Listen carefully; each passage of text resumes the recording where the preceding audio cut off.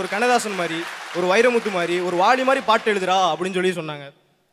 எனக்கு தான் சரணம் என்னன்னு தெரியாது, பல்லவியே என்னன்னே தெரியாது. இது எப்படி ஒரு இசையமைப்பாளர் கூட சேர்ந்து ஒரு பாட்டு எழுதுறேன்னு சொல்லி ஒரு பயப்படல நான்.